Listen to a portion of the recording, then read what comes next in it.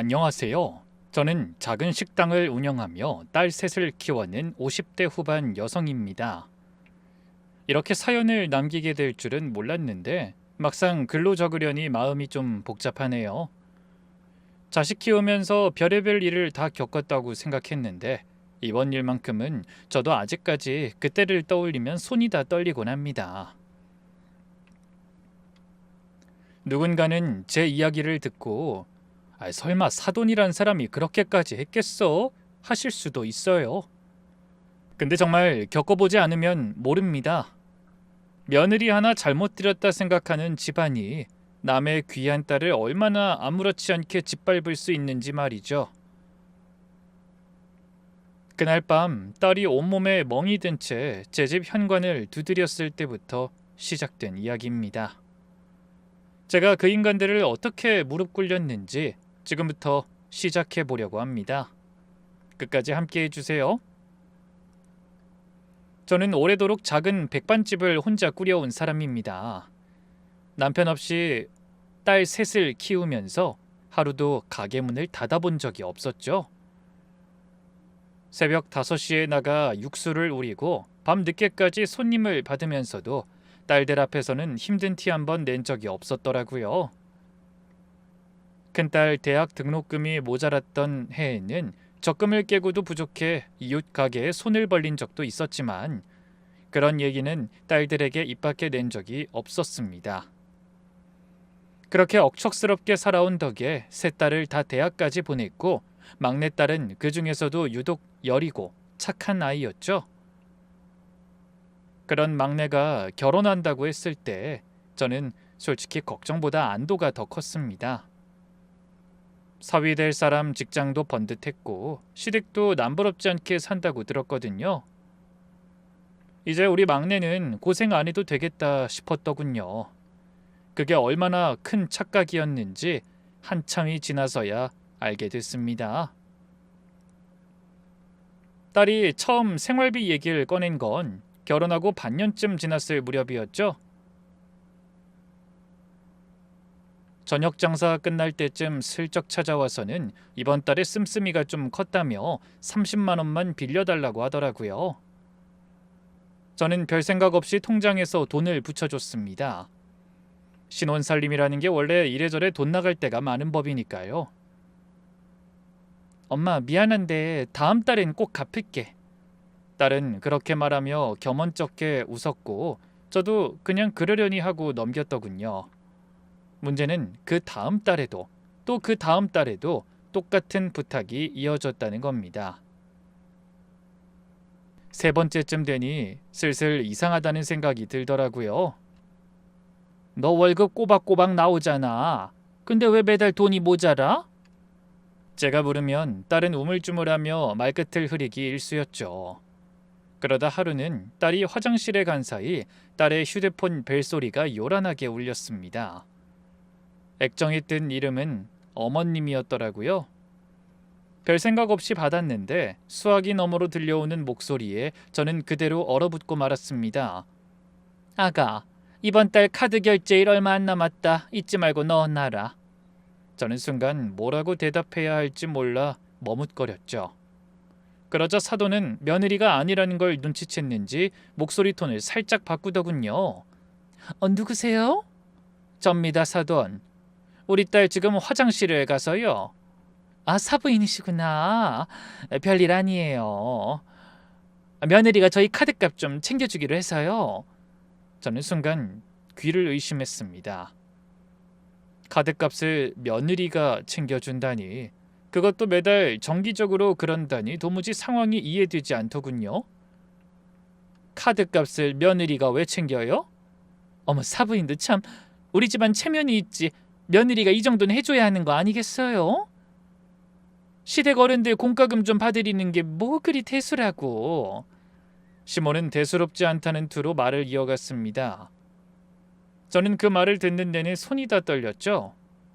몇 번이나 울컥하는 마음에 아니 집안 체면이랑 사돈 시부모님 카드값이 무슨 상관인데요. 우리 딸이 사돈 카드값이나 내려고 그렇게 힘들게 일하는 거 아니에요. 우리 딸도 힘들다고요. 이 말이 올라왔지만 차마 할 수 없더라고요. 이혼을 시킬 거라면 몰라도 딸의 뜻은 어떤지도 모르는 상황에서 제가 어떻게 해야 할지 알 수 없었으니까요. 전화를 끊고 나서도 한참을 멍하니 앉아 있더라고요. 그때 화장실에서 나온 딸이 제 표정을 보고는 그대로 얼굴이 하얗게 질렸습니다. 엄마, 그거 어머님 전화였어? 저는 아무 말도 못하고 딸의 손을 붙잡았죠. 딸은 결국 참았던 눈물을 터뜨리며 그동안의 일을 털어놓기 시작했습니다. 시모가 딸의 체크카드를 가져간 지 벌써 넉 달째라고 하더군요. 그날부터 딸의 월급 통장은 시댁 공과금과 시누이 쇼핑비를 대는 용도로 쓰이고 있었던 겁니다. 아가씨, 이번 달 카드값이 좀 많이 나왔던데요. 딸이 조심스레 말을 꺼내면 시누이는 눈 하나 깜짝 안 하고 이렇게 쏘아붙였다고 하더군요. 꼭 필요한 데가 있어서 썼어요. 언니가 돼서 이 정도도 못 해줘요? 우리 오빠 같은 남자랑 사는데 시누이 카드값 정도는 웃으면서 내줘야 하는 거 아니에요? 카드값 좀 나왔다고 이렇게 꼬박꼬박 잔소리 할 거예요? 딸은 그 말에 아무 대꾸도 못했다고 하더라고요. 시댁 식구들 뒷바라지에 정작 본인 밥 한 끼는 라면으로 때우기 일쑤였다는 얘기를 듣는데 저는 속이 뒤집히는 줄 알았습니다. 당장 다음날 딸의 손을 붙잡고 은행으로 향했죠. 지난 넉 달치 거래 내역을 뽑아보는데 손이 다 떨리더군요. 명품 매장 결제, 관리비, 각종 공과금까지 전부 딸의 월급에서 빠져나가고 있었습니다. 정작 딸 앞으로 남은 돈은 매달 10만 원 남짓이었더라고요.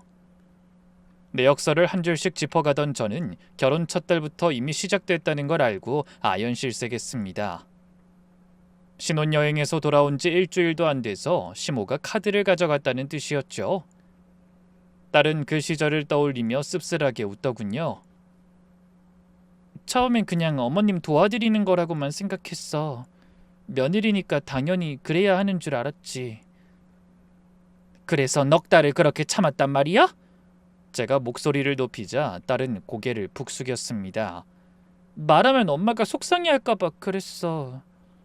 나 시집 잘 갔다고 다들 부러워하는데 이런 얘기하면 엄마 얼굴이 먹칠하는 것 같아서. 그 말을 듣는데 가슴이 무너지더군요. 저를 위한다고 혼자 그 고생을 다 짊어지고 있었던 겁니다. 딸 하나 잘 키워보겠다고 새벽부터 밤까지 일했던 세월이 결국 이런 꼴을 보려고 그랬던 건 아니었는데 말이죠. 엄마, 난 괜찮아. 괜찮을 거야. 딸이 힘없이 중얼거리는 모습을 보며 저는 이를 악물었습니다. 평생 손에 물마를 새 없이 키운 딸이었더라고요. 남한테 싫은 소리 한 번 안 하고 자란 아이가 시댁이란 이름 아래 이렇게까지 부러지고 있었다는 사실을 도저히 그냥 넘길 수가 없었습니다. 엄마가 대신 말해줄까? 이건 좀 아니잖아. 제가 답답한 마음에 나서겠다고 하자 딸은 화들짝 놀라며 제 팔을 붙잡았죠. 안 돼, 엄마. 그럼 나만 더 힘들어져. 어머니 성격 몰라서 그래. 딸의 눈빛에서 저는 진짜 두려움을 읽었습니다. 시댁 식구들 앞에서 딸이 얼마나 작아져 있는지 그 순간 처음으로 실감이 나더군요. 사위한테라도 얘기해보라고 했더니 딸은 고개를 저었습니다. 남편도 요즘 힘들다고 조금만 이해해달라고 하더라. 자기가 좀 나아지면 다 갚아주겠다고 했어.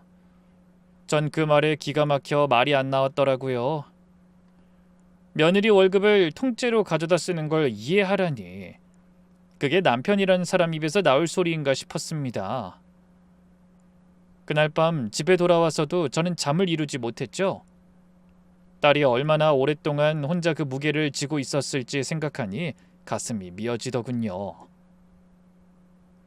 며느리 예뻐해준다는 말을 곧이곧대로 믿었던 제 자신이 한심하게 느껴졌습니다.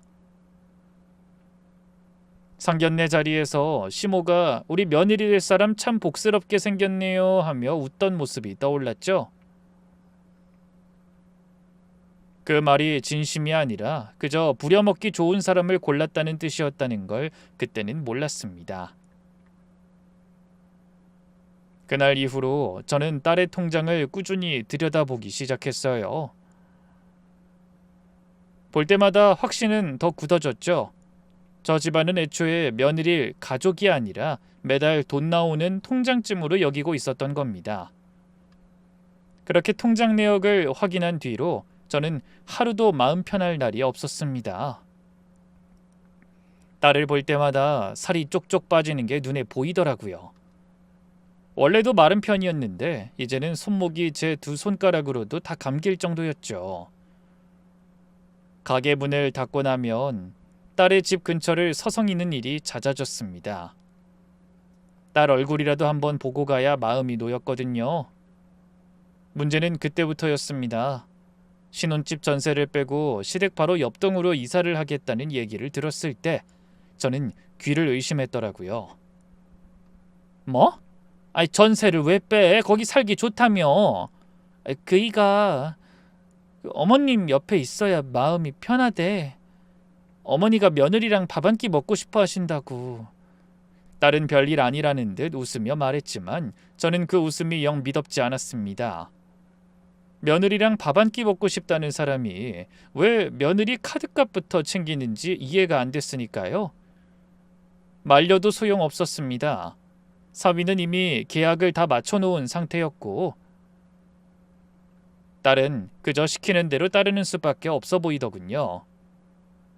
이사한 지 얼마 지나지 않아 딸의 생활은 완전히 달라졌습니다. 제 집을 두고도 매일 아침 시댁으로 출근하듯 건너가 아침상을 차리고 저녁 설거지까지 끝내야 겨우 제 집으로 돌아올 수 있었더라고요. 그마저도 밤 늦게까지 붙잡혀 있는 날이 태반이었습니다. 하루는 딸이 회사에 못 나갔다는 얘기를 전해 듣고 부랴부랴 딸의 집으로 달려갔죠. 문을 두드려도 인기척이 없어 몇 번을 더 두드리니 그제야 딸이 부스스한 얼굴로 문을 열더군요. 너 몸이 왜 이래? 얼굴이 반쪽이 됐잖아. 어제 어머니가 새벽까지 얘기 좀 하자셔서. 딸은 별거 아니라는 듯 말끝을 흐렸지만 저는 그 말 속에 숨은 게 있다는 걸 직감했습니다. 캐물어도 딸은 입을 꾹 닫았죠. 그러던 어느 날 딸의 회사 동료가 식당에 왔더라고요. 딸과도 친한 동료라서 제가 운영하는 백반집에도 몇 번 왔었던 터라 기억하고 있던 동료였습니다. 늘 밝기만 하던 사람이었는데 그날따라 절 보는 눈빛이 조금 이상하더라고요. 초조하고 괜히 눈치를 살핀다고나 할까요? 왜 저러나 했는데 계산하고 절 불러내더니 조심스럽게 이런 말을 하더라고요. 저 어머님, 다름이 아니라 요즘 은지 씨가 좀 이상해서요. 얼마 전엔 화장실에서 혼자 컵라면 먹으면서 우는 걸 봤거든요. 뭘 물어도 아니라고만 하고. 아무래도 어머님이 연락 한번 해보시는 게 좋을 것 같아요. 제가 보기엔 너무 아슬아슬하기도 하고 걱정이 돼서요. 전 그 말을 듣는 순간 심장이 내려앉는 것 같았습니다. 딸이 밥도 제대로 못 먹고 지낸다는 건 알고 있었지만 회사 화장실에서까지 그럴 줄은 몰랐거든요. 전화를 끊고 나서 전 곧장 딸의 집으로 향했습니다. 마침 딸은 시댁에 가 있는지 집이 비어 있더라고요. 현관문 비밀번호는 예전에 딸이 알려준 그대로였습니다. 조심스레 문을 열고 들어갔는데 거실 소파 위에 딸의 휴대폰이 덩그러니 놓여 있었죠. 원래는 남의 휴대폰을 함부로 들여다보는 사람이 아니었습니다. 그런데 그날은 이상하게 손이 먼저 움직이더군요. 화면을 켜자 마침 알림창에 단체 대화방 메시지가 떠 있었습니다. 시댁 가족방이라는 이름이었죠. 저는 떨리는 손으로 화면을 눌러봤습니다. 신우이가 남긴 메시지가 먼저 눈에 들어왔습니다. 엄마, 오늘 언니 일찍 보내지 마. 나 옷도 다려야 하고 시킬 거 많아. 언니도 보고 있죠? 오늘 나 기다려요. 그 밑으로 사돈의 답장이 이어져 있었더군요. 안 그래도 오늘은 늦게까지 잡아둘 생각이다. 요즘 좀 게을러진 것 같더라. 저는 손이 부들부들 떨렸습니다. 스크롤을 더 내려보니 더 기가 막힌 대화들이 쏟아졌습니다. 딸이 며칠 전 몸살로 알아두었던 날 사돈은 이런 말을 남겼더군요. 아프다고 꾀병 부리는 거 아니냐? 시집 온 지 얼마나 됐다고 벌써 이 모양이야? 전 그 자리에 주저앉을 뻔했습니다.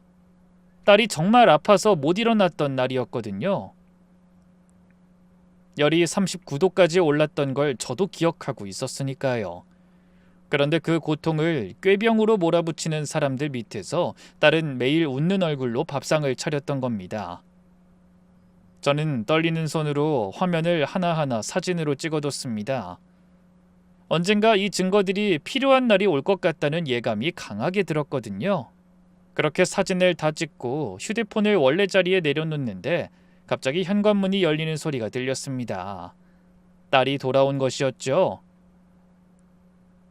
엄마? 여긴 어떻게...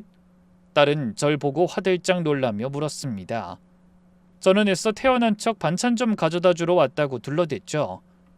그런데 딸의 목덜미 쪽에 붉은 자국이 눈에 들어오더군요. 너 목에 그게 뭐야? 아무것도 아니야. 넘어졌나 봐. 딸은 얼른 옷깃을 여미며 시선을 피했습니다. 저는 그 순간 확신했습니다. 이건 단순히 시댁살이가 힘들다는 수준의 문제가 아니라는 걸요. 딸은 지금 이 순간에도 무언가를 숨기고 있었던 겁니다.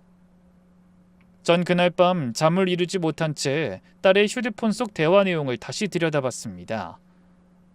사진으로 남겨둔 그 메시지들을 몇 번이고 확인하면서 전 마음속으로 다짐했죠. 이 집안이 내 딸에게 한 짓을 언젠가는 반드시 낱낱이 밝혀내고야 말겠다고요. 그날 이후로 저는 딸의 집에 들릴 때마다 눈치껏 서류함을 살펴보는 버릇이 생겼습니다.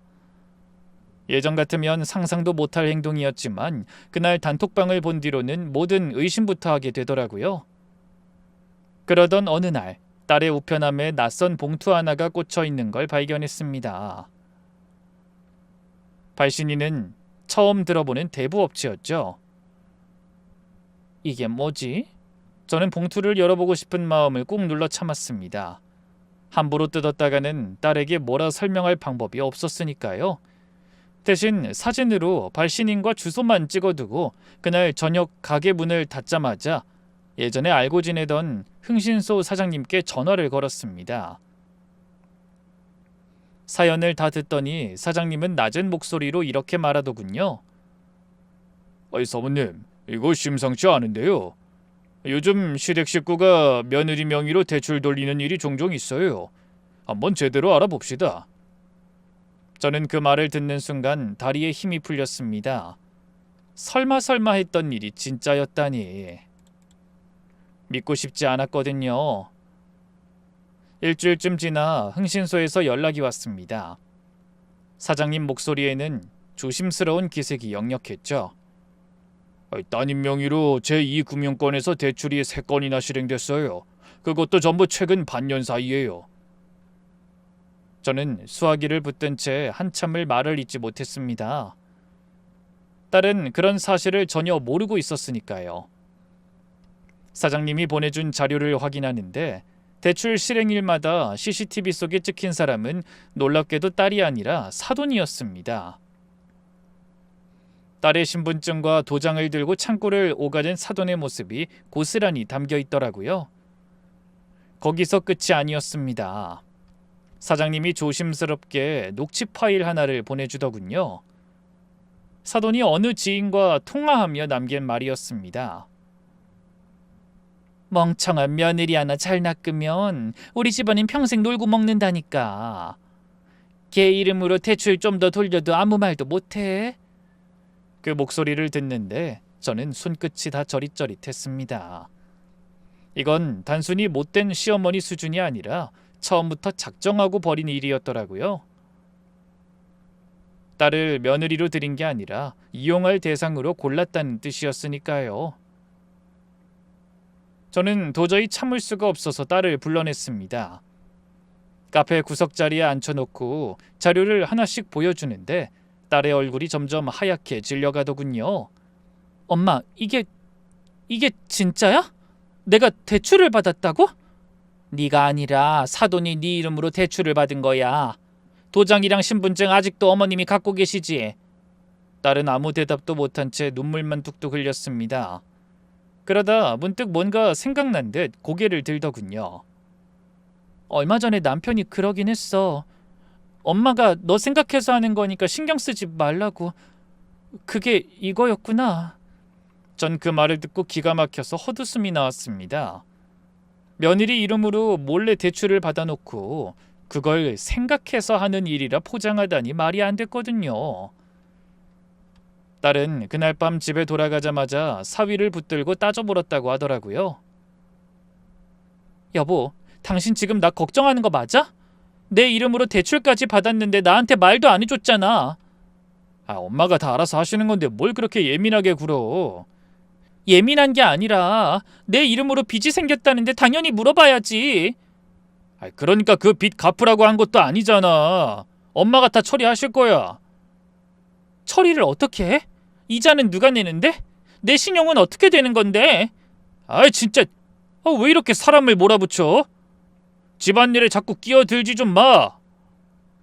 딸이 그렇게 전해주는데 저는 속에서 뭔가 뚝 끊어지는 소리를 들었습니다. 며느리 이름으로 빚을 지어놓고도 미안하다는 말 한마디 없이 오히려 아내를 예민한 사람으로 몰아붙이는 게 남편이라는 사람의 태도였으니까요. 당신 진짜 이럴 거야? 나 지금 무섭단 말이야. 뭐가 무서워? 우리 엄마가 너 잡아먹기라도 한대? 잡아먹는 거나 마찬가지지. 내 이름으로 몰래 대출을 받는 게 정상이야? 그만해. 나 회사 일 때문에 피곤해 죽겠는데 집에 와서까지 일해야겠어? 딸은 결국 더 말을 잇지 못하고 방으로 들어가 혼자 울었다고 하더군요. 그 얘기를 전해 듣는데 저는 더 이상 지켜볼 수만은 없다는 생각이 들었습니다. 저는 흥신소 사장님께 다시 전화를 걸어 조사 범위를 넓혀달라고 부탁했습니다. 이 집안이 숨기고 있는 게 대출 하나만은 아닐 것 같다는 예감이 강하게 들었거든요. 그리고 그 예감은 얼마 지나지 않아 훨씬 더 끔찍한 진실로 저를 찾아왔습니다. 흥신소에서 다시 연락이 온 건 그로부터 열흘쯤 지난 뒤였습니다.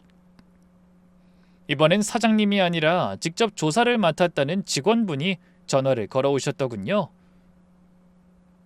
목소리에서부터 심상치 않은 기운이 느껴졌습니다.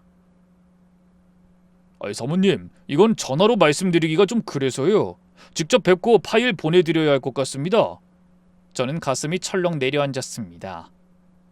대출 문제만으로도 이미 감당하기 벅찼는데 뭐가 더 남아있다는 건지 짐작조차 안 되더라고요.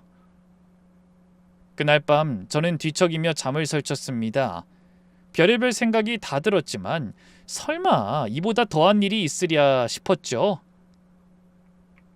그 아니란 생각이 얼마나 큰 착각이었는지는 다음 날이 되어서야 알게 됐습니다. 약속한 카페로 나갔더니 직원분이 태블릿을 꺼내며 조심스럽게 운을 떼셨습니다. 사위분을 며칠 미행했는데요. 회사 동료 중에 여직원 한 명이랑 퇴근 후에 자주 만나시더라고요. 저희가 근처 테이블에서 대화 내용 직접 녹음했습니다. 전 그 말을 듣는 순간 숨이 턱 막혔습니다. 대출 문제 하나만으로도 정신이 없었는데 이제는 외도까지 얹혀졌다는 게 믿기지 않더라고요. 딸이 그 집에서 몸이 부서져라 시댁 뒷바라지를 하는 동안 사위는 밖에서 딴살림을 차리고 있었다는 뜻이었으니까요. 직원분은 제 표정을 살피며 조심스럽게 이어갔습니다. 이 술집에서 2시간 넘게 같이 계셨어요. 저희 직원이 옆 테이블에 앉아서 녹음한 파일입니다. 들어보시겠어요? 저는 고개를 끄덕이며 이어폰을 받아 귀에 꽂았습니다. 잔이 부딪히는 소리와 함께 사위의 목소리가 흘러나오기 시작했죠. 진짜 집에 들어가기 싫다. 오빠 또 그 소리야? 그래도 들어가야지. 들어가봤자 뭐가 있어. 마누라 얼굴 보면 짜증만 나는데. 자기랑 이렇게 있는 게 100배 낫지. 그래도 오빠 나 이제 좀 지친다. 언제까지 이렇게 몰래 만나야 하는 건데? 조금만 더 참아줘. 진짜 얼마 안 남았어. 엄마가 다 알아서 처리하고 계시니까. 엄마가 처리한다는 게 대체 뭔데? 난 그 말만 몇 달째 듣고 있잖아. 나도 답답해. 사실 자기보다 내가 더 답답하다고. 집에 가면 울상인 여자가 마누라라고 기다리는데 내가 얼마나 답답하겠어? 아우, 막 짜증만 난다니까. 저는 그 대목에서 이어폰을 붙든 손이 벌벌 떨렸습니다. 마누라 얼굴만 보면 짜증만 난다는 그 말 한마디가 제 딸이 매일 밤 지친 몸을 이끌고 시댁에서 돌아오는 이유였다는 게 너무 기가 막혔습니다. 술잔 부딪히는 소리가 몇 번 더 이어지더니 여자의 목소리가 한층 풀어진 톤으로 흘러나왔습니다. 오빠, 나도 오빠 이렇게 보내기 싫은데 그냥 오늘은 집 들어가지 마. 안 돼, 그럼 의심받아. 조금만 더 견뎌보자. 몰라, 나 진짜 이 상황 지겨워. 언제까지 이렇게 숨어서 만나야 되냐고. 금방이야, 금방. 엄마가 다 계산해 두셨대. 저는 이어폰을 뺀 뒤에도 한참을 멍하니 앉아 있었습니다. 딸이 그 집 부엌에서 설거지를 하고 있을 시간에 사위는 술집에 앉아 며느리 얼굴이 짜증난다는 소리를 뱉고 있었던 겁니다. 직원분은 제 표정을 보더니 다음 파일로 넘어갔습니다. 이제 정말 놀라실 만한 게 남았는데요. 이건 사위분 엄마, 즉 사돈도 상간녀를 만난 자리입니다. 저희가 옆 테이블에서 잡았습니다. 저는 순간 귀를 의심했습니다. 사돈이 아들의 불륜 상대를 직접 만났다는 소리였으니까요. 자식이 바람을 피우면 말려도 모자랄 판에 만나서 같이 밥까지 먹은 거냐 싶어 헛웃음이 나왔습니다. 직원분이 재생 버튼을 누르자 낯선 여자 목소리와 사돈의 목소리가 번갈아 들리기 시작했습니다. 어머니, 저 이렇게 뵈니까 너무 감사하고 죄송하기도 하고 그래요. 아유, 죄송할 게 뭐 있어. 우리 아들이 진짜 짝을 못 만나서 그런 거지. 너희가 뒤늦게 만난 만큼 앞으로 잘 살기만 하면 돼. 알겠지? 근데 언제까지 이렇게 기다려야 할지 모르겠어요. 저도 이제 지쳐가는데. 조금만 더 참아. 뜯어낼 거 다 뜯어내고 난 뒤에 이혼시킬 거니까. 그때 가서 정식으로 결혼해. 진짜 그렇게 될 수 있는 거죠?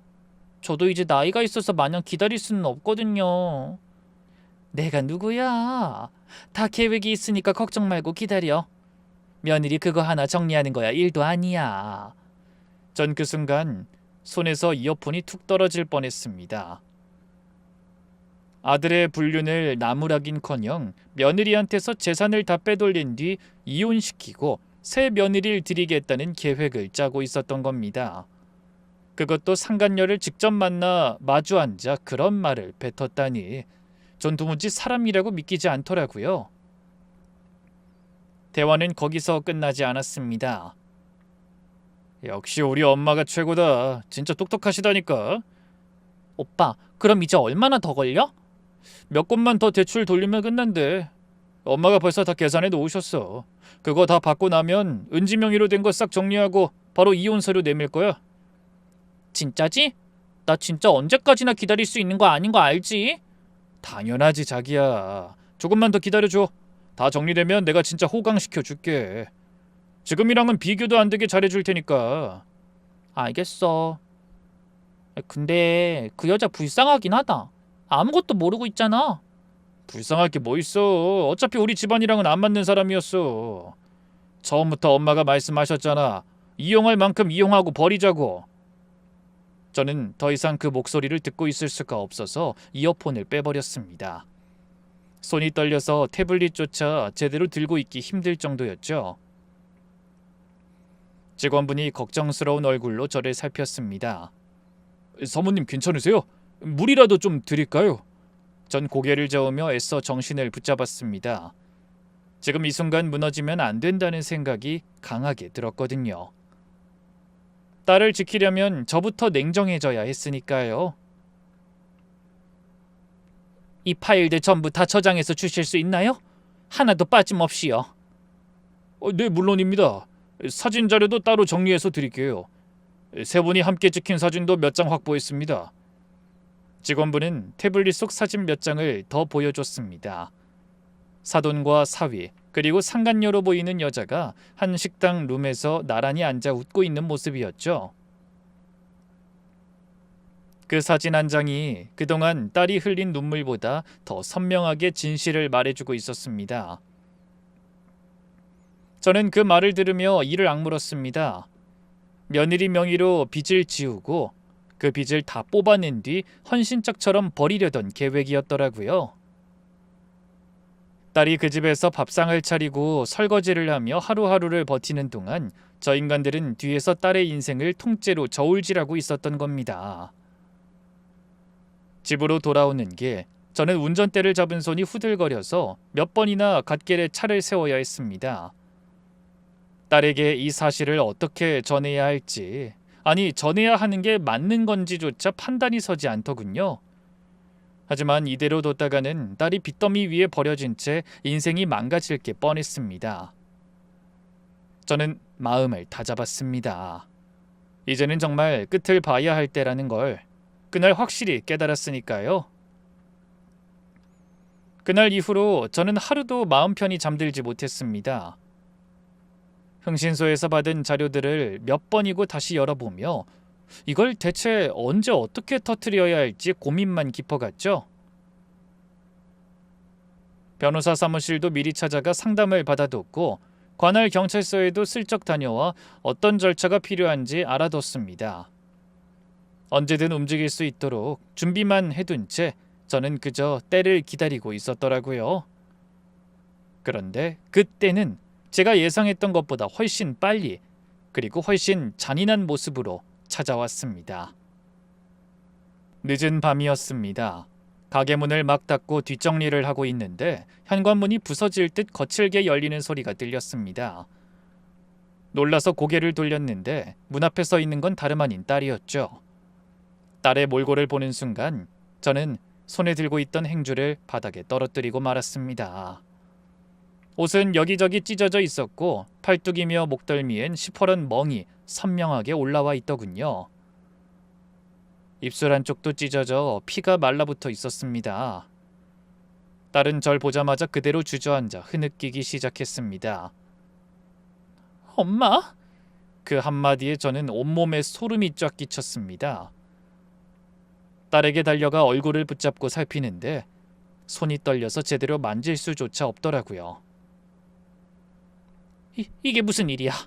대체 누가 이런 거야? 엄마, 나 계단에서 굴러서 그래? 딸은 그렇게 거짓말을 했습니다. 하지만 전 그 순간 확신했습니다. 계단에서 굴렀다는 상처가 저럴 리 없었으니까요. 팔뚝에 남은 멍자국은 누군가 손가락으로 세게 움켜쥔 흔적이 또렷했고 목덜미에도 손자국 모양 그대로 시퍼렇게 올라와 있었습니다. 저는 그동안 흥신소를 통해 봐왔던 그 인간들의 실체를 머릿속에 스치며 심장이 미친 듯이 뛰기 시작했습니다. 거짓말하지 마. 이게 어떻게 계단에서 굴러서 생긴 상처야? 사돈이 그랬지. 사돈이 너 이렇게 만든 거지? 딸은 대답 대신 더 크게 울음을 터뜨렸습니다. 그 울음소리 하나로 저는 모든 걸 알 수 있었더라고요. 그동안 참고 참았던 게 결국 오늘 이렇게 터진 거였습니다. 딸은 떨리는 목소리로 겨우겨우 그날 있었던 일을 털어놓기 시작했습니다. 저녁상을 차리다가 국그릇을 하나 깼는데 그걸 본 사돈이 갑자기 눈이 뒤집혀서 딸의 머리채를 잡아챘다고 하더군요. 이것이 정신을 어디에다 두고 사는 거야? 이러다 우리 아들이라도 다쳤으면 네가 책임질 거야? 그리고 이 그릇이 어떤 그릇인데 넌 3일 동안 밥 못 먹을 줄 알아. 어머니 죄송해요. 제가 얼른 치울게요. 치우는 건 당연한 거고 조각 하나 없이 싹 치워. 혹시라도 우리 아들 다치기만 해봐. 그리고 밥상도 다시 차려. 우리 아들 먹는 음식에 파편이라도 튀었는지 알게 뭐야. 혹시 너 일부러 그랬니? 우리가 너 괴롭힌다고?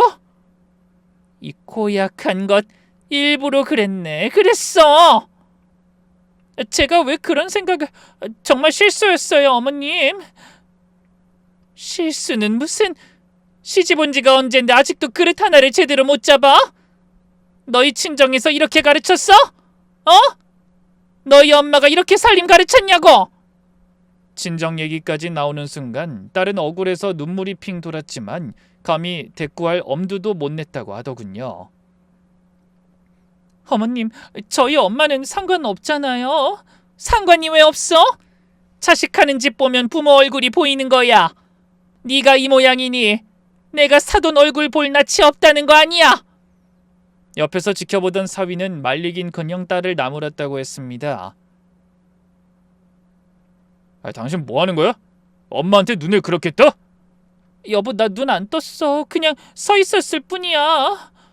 됐고, 엄마 화나게 좀 하지 마. 그릇 하나 깬 걸로 왜 이렇게 온 집안을 시끄럽게 만들어? 내가 시끄럽게 만든 게 아니라. 말대꾸까지 하네? 진짜 오늘 왜 이래 당신? 딸은 그 말을 듣는 순간 눈앞이 캄캄해졌다고 하더군요. 남편이라는 사람이 상황을 살피긴커녕 자기 어머니 편에 서서 오히려 아내를 몰아세우고 있었으니까요. 그 뒤로 사돈은 더 흥분해서 딸의 머리채를 잡아채며 소리를 질렀다고 했습니다. 이게 다 너 우리 아들 앞길 막으려고 작정한 거지? 시집을 왜 왔어 이럴 거면? 우리 집안 망신 주려고 온 거 아니야? 어머니 아니에요. 제발 이러지 마세요. 아니긴 뭐가 아니야? 너 오늘 그냥 안 넘어가. 딸이 아무리 아니라고 손이 발이 되도록 빌어도 소용이 없었다고 하더군요. 결국 딸은 그 자리에서 머리채를 잡힌 채 바닥에 주저앉았고 그 와중에도 사위는 딸이 아니라 그릇 조각을 치우라는 말만 반복했다고 했습니다. 엄마, 나 진짜 무서웠어. 그 집에서 더 있다가는 나 정말 죽을 것 같았어. 저는 딸의 손을 꼭 붙잡은 채 이 일이 처음이 아니라는 사실도 그날 알게 됐습니다. 딸이 조심스럽게 휴대폰을 꺼내더니 사진첩 깊숙이 숨겨둔 폴더 하나를 열어 보이더라고요. 팔뚝에 남은 손자국, 종아리에 든 시퍼런 멍, 날짜별로 몰래 찍어둔 사진이 수십 장이었습니다. 엄마, 사실 이번이 처음이 아니야. 혹시나 싶어서 그동안 몰래 찍어뒀어. 무서워서 엄마한테 말도 못했어. 저는 그 사진들을 넘겨보며 억장이 무너지는 것 같았습니다. 딸이 그 오랜 시간 혼자 맞고 삼키고 그러면서도 증거라도 남겨야겠다는 생각으로 버텨왔다는 게 너무 가슴 아팠거든요. 저는 딸을 씻기고 약을 발라준 뒤 방에 눕혀 재웠습니다. 딸이 잠든 걸 확인하고 나서 전 곧장 서랍 속에 넣어뒀던 서류 봉투를 꺼냈습니다. 그동안 흥신소를 통해 모아온 모든 증거들, 대출 서류와 CCTV 캡처본, 녹음 파일을 정리한 인쇄물, 단톡방 캡처 사진에 딸이 몰래 찍어둔 상처 사진들까지 전부 한자리에 모아 정리했죠. 그러고는 미리 상담을 받아뒀던 변호사님께 전화를 걸었습니다. 늦은 시간이었지만 다행히 받아주시더군요. 변호사님, 죄송한데 지금 바로 좀 도와주셔야 할 것 같아요. 딸이 폭행을 당했어요. 지금 다치신 상태세요? 우선 진단서부터 끊으셔야 합니다. 네, 내일 아침 병원부터 데려가려고요. 대신 내일 아침 일찍 사돈댁으로 같이 가주실 수 있을까요? 경찰도 같이요. 알겠습니다. 폭행이면 얘기가 달라져요. 지금까지 모아두신 대출 관련 자료에 폭행까지 더해지면 형사사건으로 확실하게 갈 수 있습니다. 제가 내일 아침 관할 경찰서에 미리 연락 넣어두겠습니다. 감사합니다. 변호사님, 정말 감사해요. 어머님 마음 단단히 잡수세요. 내일이 고비입니다. 전화를 끊고 나서 저는 뜬 눈으로 밤을 새웠습니다. 딸이 잠결에도 몇 번이나 흐느끼는 소리가 들려왔고 그때마다 저는 딸의 방문 앞에 앉아 손을 꼭 잡아줬죠. 창밖이 조금씩 밝아오는데도 저는 눈 한 번 붙이지 못했습니다. 머릿속에는 그동안 딸이 견뎌왔을 시간들이 파노라마처럼 스쳐 지나갔거든요. 날이 밝자마자 저는 딸을 깨워 병원으로 향했습니다. 딸은 몸도 마음도 지칠 대로 지쳐 있었지만 제 손을 붙잡고 순순히 따라 나서더군요.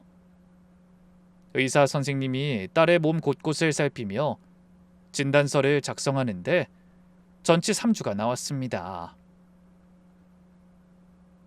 상처 사진을 찍으면서 혀를 차던 의사 선생님의 표정이 아직도 눈에 선합니다. 이 정도면 단순 폭행이 아니라 상습적으로 당하신 것 같은데요. 예전 상처 흔적도 좀 보이고요. 전 그 말을 들으며 딸이 그동안 몰래 찍어둔 사진들을 함께 제출했습니다. 이번 한 번의 폭행이 아니라 오랜 시간 반복되어 온 학대였다는 걸 증명할 자료였으니까요. 진단서를 받아든 저는 딸을 안전한 친척집에 쉬게 해두고 변호사님과 미리 약속해둔 대로 경찰과 함께 사돈집으로 향했습니다.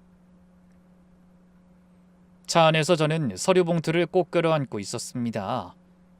손끝이 떨리긴 했지만 마음만큼은 그 어느 때보다 단단했더라고요. 딸이 흘린 눈물, 딸이 겪은 그 모든 수모를 오늘 반드시 되갚아주겠다는 생각뿐이었습니다. 사돈집 앞에 도착하자 변호사님이 먼저 초인종을 눌렀습니다. 잠시 후 문이 열리고 사돈이 얼굴을 내밀었습니다. 저와 경찰, 변호사를 번갈아 보더니 당황한 기색이 역력하더군요. 아니, 사부인이 여긴 웬일로... 이게 다 무슨 일이에요?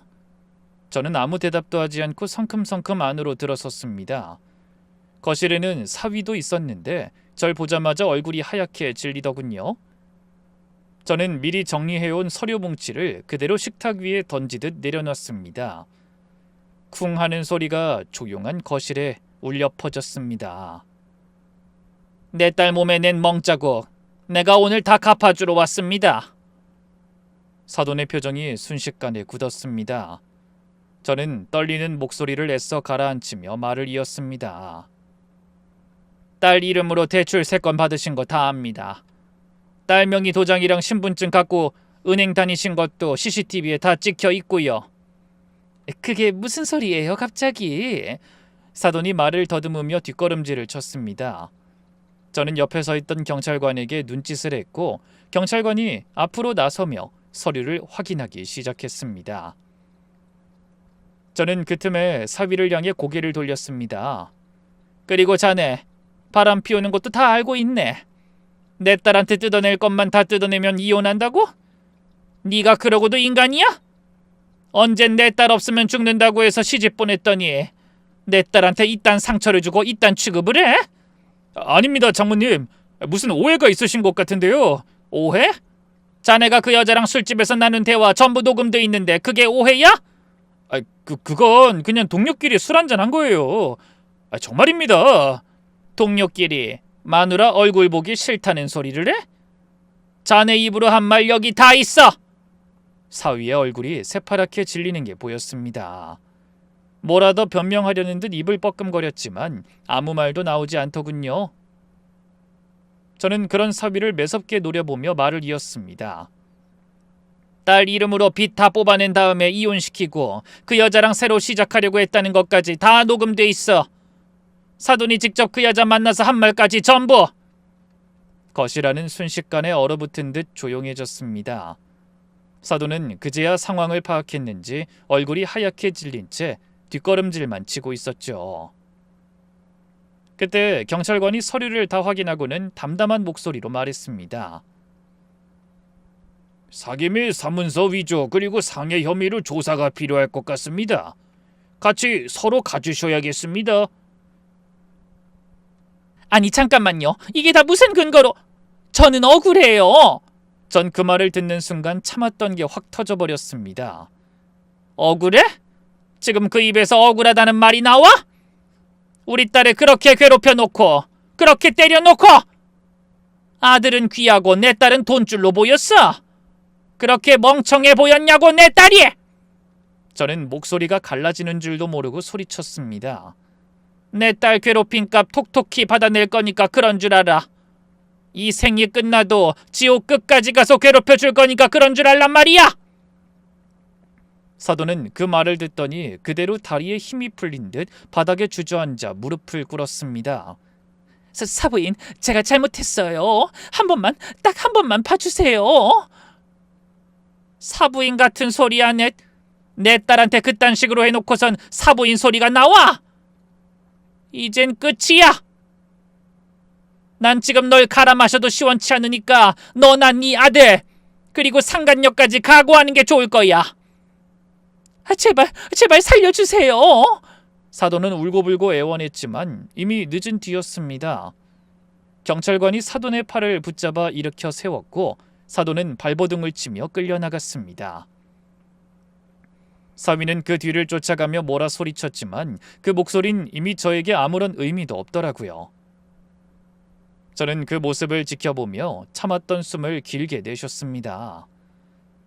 딸이 그 오랜 시간 혼자 견뎌왔던 그 모든 것들이 오늘 이 순간을 위한 것이었다는 생각이 들었거든요. 집으로 돌아오는 길, 저는 운전대를 잡은 채 한참을 아무 말도 하지 못했습니다. 속이 후련하면서도 딸이 겪었을 그 시간들을 생각하면 여전히 가슴 한켠이 아려왔습니다. 하지만 이제 시작이었습니다. 이 사람들이 딸에게 저지른 모든 짓에 대한 대가를 저는 끝까지 받아낼 작정이었으니까요. 그렇게 저는 이혼 준비와 각종 소송 준비에 열을 가했습니다. 변호사님을 만나 이혼 소송 절차를 상의하고 딸의 명의로 잘못 실행된 대출을 어떻게 무효화할 수 있을지 서류를 정리하느라 하루하루가 정신없이 지나갔죠. 딸도 조금씩 기력을 되찾아가는 듯 보여서 저는 내심 이제야 한숨 돌리나 싶었습니다. 그런데 딸이 어떤 연락을 받고 얼굴이 사색이 되더라고요. 엄마, 나 방금 회사 동료한테 연락받았는데 그 사람 며칠 전부터 다시 출근했대. 전 그 말을 듣는 순간 귀를 의심했습니다. 뭐? 출근을 했다고? 며칠 전에 경찰서에서 그렇게 잘못했다고 빌던 사람이? 응, 아무 일도 없었다는 듯이 회사 사람들한테 인사하고 다녔다나 봐. 나 진짜 어이가 없어서. 전 그 얘기를 듣고 기가 막혀서 헛웃음이 나왔습니다. 사돈은 사기와 상해 혐의로 구속됐지만 사위는 딸을 직접 때린 것도 대출 서류에 이름을 올린 것도 아니었으니 조사만 받고 그날 바로 귀가 조치됐다는 걸 저도 알고는 있었습니다. 하지만 그렇게 풀려난 지 며칠 만에 언제 무릎을 꿇었냐는 듯 태연하게 출근했다는 사실이 저를 더 화나게 만들더군요. 엄마, 그 사람 진짜 뻔뻔한 거 알았지만 이 정도일 줄은 몰랐어. 난 아직도 손발이 떨리는데 저 사람은 벌써 아무렇지 않게 일상으로 돌아갔다는 거잖아. 딸의 목소리가 떨려오는 걸 들으며 전 이대로 두면 안 되겠다는 생각이 들었습니다. 사위가 아무 일도 없었다는 듯 회사 생활을 이어간다면 딸이 겪은 그 모든 고통이 아무것도 아닌 게 되어버리는 것 같았거든요. 걱정하지 마.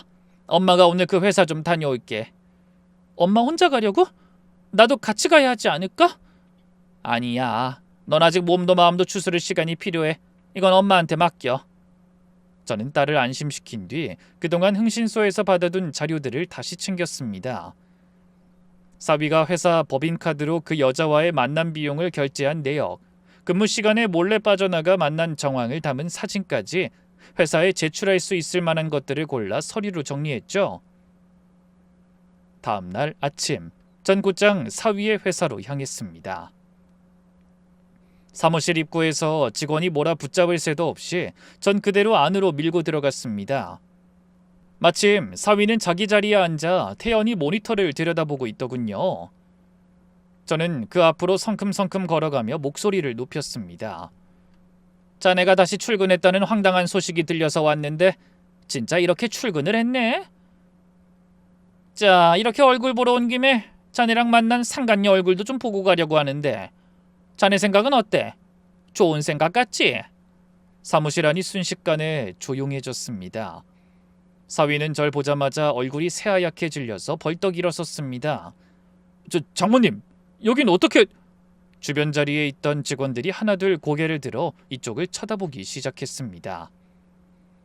전 그 시선들을 신경 쓰지 않고 목소리를 더 높였습니다. 자네랑 붙어먹은 그 여자 여기 근무한다며? 어딨어? 당장 나오라고 해! 장모님, 여기서 이러시면 안 됩니다. 안 되긴 뭐가 안 돼? 온 김에 그 여자 얼굴도 좀 보고 가야겠어. 안 나오면 여기 있는 사람들한테 다 사진 뿌릴 거야. 자네랑 그 여자 붙어있는 사진 여기 얼마든지 있으니까 녹음 파일도 있고. 사무실 안이 술렁이기 시작했습니다.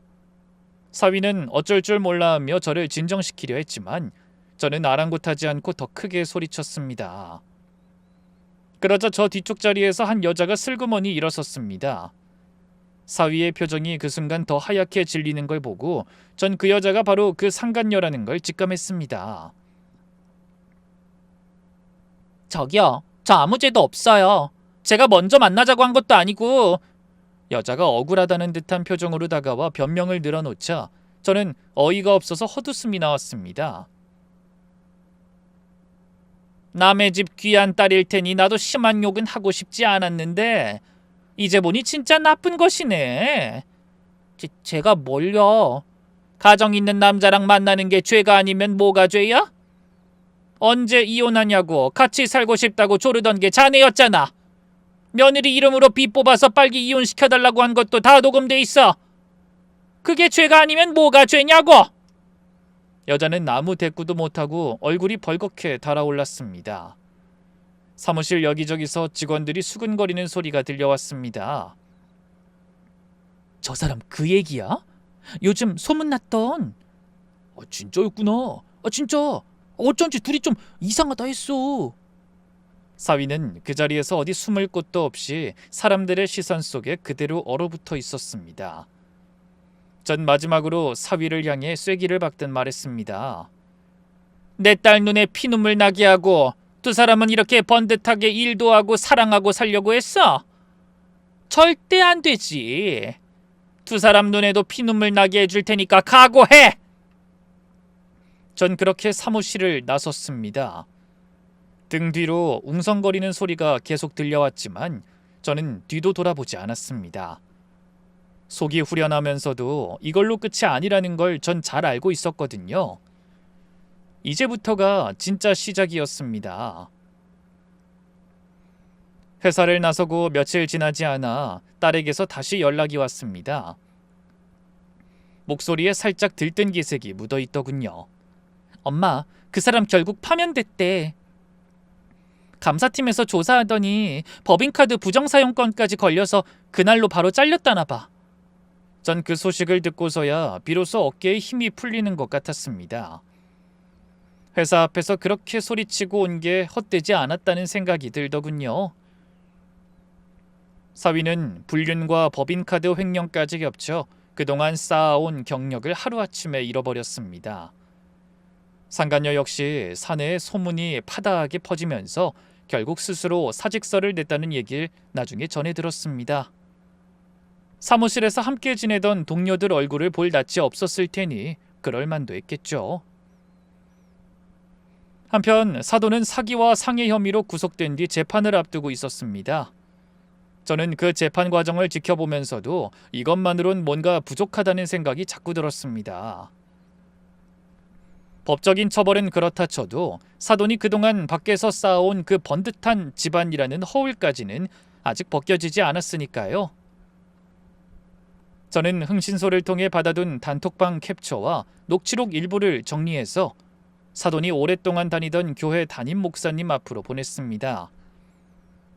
며느리를 식모 취급하며 모욕하던 대화, 며느리 이름으로 몰래 대출을 받아 챙기려던 계획까지 전부 담아서요. 며칠 뒤 교회 쪽에서 연락이 왔습니다. 권사님이 이번 일로 직분을 내려놓으셨습니다. 신도분들 사이에도 소문이 다 퍼져서 더 이상 교회에 발걸음하시기는 어려울 것 같다고 하시더라고요. 전 그 소식을 들으며 씁쓸하면서도 후련한 마음이 동시에 들었습니다. 겉으로는 그렇게 신실한 척 굴면서 며느리에겐 그렇게 잔인했던 그 이중적인 모습이 결국 낱낱이 드러난 셈이었으니까요. 동네에도 소문이 삽시간에 퍼졌다고 하더군요. 사돈이 이웃들에게 며느리 참 잘 들였다 라며 자랑하고 다녔던 걸 기억하는 사람들이 많았던 터라 그 반전은 더욱 크게 회자됐던 모양입니다. 법정에서는 결국 사돈에게 실형이 선고됐습니다. 사기와 상해가 함께 인정되면서 집행유예 없이 곧바로 구치소로 향하게 됐죠. 딸의 명의로 실행됐던 대출은 변호사님의 도움으로 전부 무효 처리가 됐고 시댁 옆으로 이사하며 날린 전세금도 사돈 명의의 집을 강제 경매에 넘겨 상당 부분 회수할 수 있었습니다.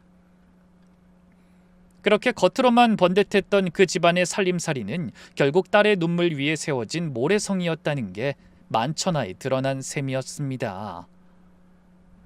딸은 예정대로 이혼 소송을 진행했고 몇 달간의 지난한 절차 끝에 마침내 도장을 찍을 수 있었습니다.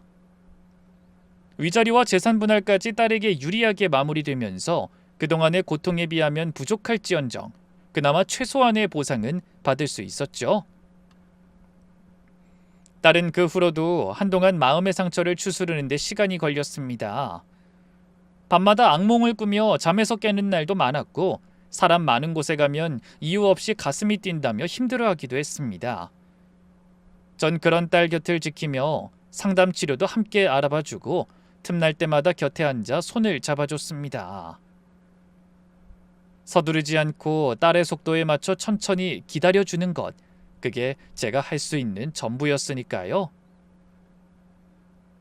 시간이 흐르면서 딸은 조금씩 예전의 웃음을 되찾아갔습니다. 얼마 전에는 새로 이직한 회사에서 자리를 잘 잡았다며 밝은 목소리로 전화를 걸어오기도 했더라고요. 엄마, 나 이번 주에 진급 얘기 나왔어. 팀장님이 일 잘한다고 칭찬도 해주셨어. 우리 딸 정말 잘했다. 거봐, 넌 원래 능력 있는 애였어. 그동안 그 집구석에서 길을 못 펴고 살았던 것뿐이지. 맞아. 요즘 되게 신기해. 예전엔 상상도 못했던 일들이 이제야 일상처럼 느껴져. 아침에 눈 뜨면 오늘은 또 무슨 일로 혼날까 그 생각부터 했었는데 이젠 그런 게 없잖아. 딸의 목소리에서 예전의 그 밝은 기운이 조금씩 다시 묻어나기 시작하는 게 느껴지더군요. 전 그게 얼마나 반가운지 몰랐습니다. 엄마, 나 요즘 가끔 그때 생각하면 소름 돋아. 내가 어떻게 그 시간에 버텼는지 모르겠어. 근데 그때마다 엄마가 있어서 버틸 수 있었던 것 같아. 엄마가 뭘 한 게 있다고. 다 네가 스스로 이겨낸 거야. 아니야, 엄마. 그때 엄마가 안 나서줬으면 나 아직도 그 집에서 그렇게 살고 있었을지도 몰라. 엄마가 그 증거들 다 모아서 그 사람들 앞에 던졌을 때 나 그때 처음으로 내가 보호받고 있다는 느낌이 들었어. 저는 그 말을 듣는데 코끝이 시큰해졌습니다. 딸이 이어서 하는 말에 전 결국 눈물을 참지 못했습니다. 엄마, 고마워. 진짜 고마워. 내가 엄마 딸인 게 얼마나 다행인지 몰라. 다른 엄마였으면 그냥 참고 살라고 했을 수도 있잖아. 근데 엄마는 끝까지 내 편이었잖아. 당연하지. 엄마가 네 편이 아니면 누가 네 편이야. 너 힘들 때 엄마가 못 알아채고 넘어갔던 그 시간들이 엄마는 아직도 미안해. 아니야, 엄마 미안해하지 마. 엄마 덕분에 나 지금 이렇게 웃을 수 있는 거야. 진짜야. 그 목소리를 듣는데 저는 그동안의 고생이 다 씻겨내려가는 기분이었습니다. 새벽부터 밤늦게까지 가게 문 열며 살아온 세월도, 딸의 통장 내역을 들여다보며 손을 떨었던 그 밤들도, 흥신소 사장님과 통화하며 심장이 내려앉던 순간들도 전부 오늘 이 한마디를 듣기 위한 시간이었다는 생각이 들기도 했고요. 제 이야기는 이렇게 끝인데요. 마지막으로 이 이야기를 여기까지 함께 해주신 분들께 드리고 싶은 말이 있습니다. 가족이라는 울타리가 오히려 족쇄가 될 때가 있습니다. 그럴 땐 주저하지 말고 그 울타리 밖으로 나오셔야 합니다. 내 자식을, 내 소중한 사람을 지키는 건 인내가 아니라 가해자의 악행을 끝내는 단호함이라는 걸 전 이번 일을 겪으며 절실히 깨달았습니다. 혹시 지금 이 사연을 들으시는 중에도 비슷한 아픔을 겪고 계신 분이 있다면 절대 혼자 참지 마시고 목소리를 내시길 바랍니다. 여러분 곁에도 반드시 힘이 되어줄 사람이 있을 겁니다.